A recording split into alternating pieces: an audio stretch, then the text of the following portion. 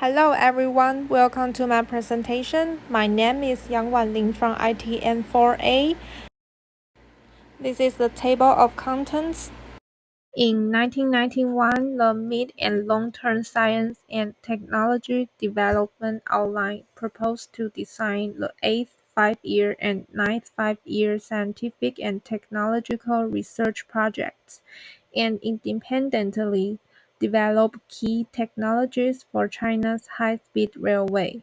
And at the same time, the former Ministry of Railways of China organized experts to complete the Beijing-Shanghai high-speed railway line plan concept report and officially proposed the construction of the high-speed railway for the first time.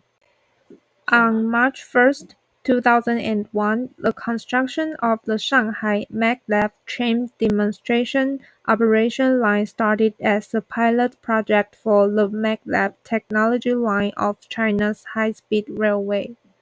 On January 21, 2004, the State Council of China reviewed and approved the medium and long-term railway network planning to build 4 horizontal and 4 vertical passenger-dedicated lines with the design speed index of more than 200 km/h.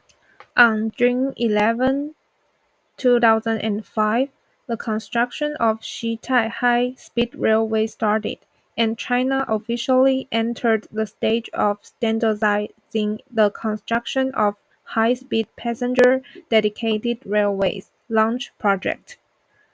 The maximum operating speed of trains on some sections of the road is 215 km/h, and EMU trains with an operating speed of 200 km/h were launched for the first time in some parts of the country. And in 2008, the Lansing Railway, the longest high-speed railway in operation, has a total length of 1,775.779 kilometers and 22 stations. In 2008, the national high-speed rail operating mileage was only 671.5 kilometers, and since 2009, the high-speed rail operating mileage has begun to increase significantly.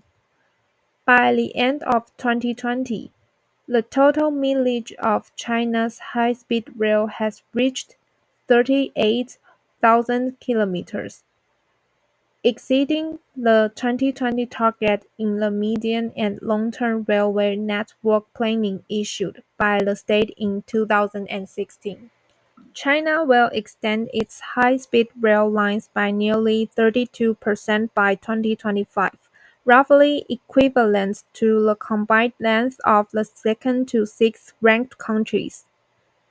Its length will be expanded to 50,000 kilometers by 2025, an increase of 12,000 kilometers from the end of 2020. According to China's new five-year transport plan released on Tuesday, this increase exceeds the combined length of the high-speed rail network of Spain, Japan, France, Germany, and Finland last year, or 11,954 kilometers.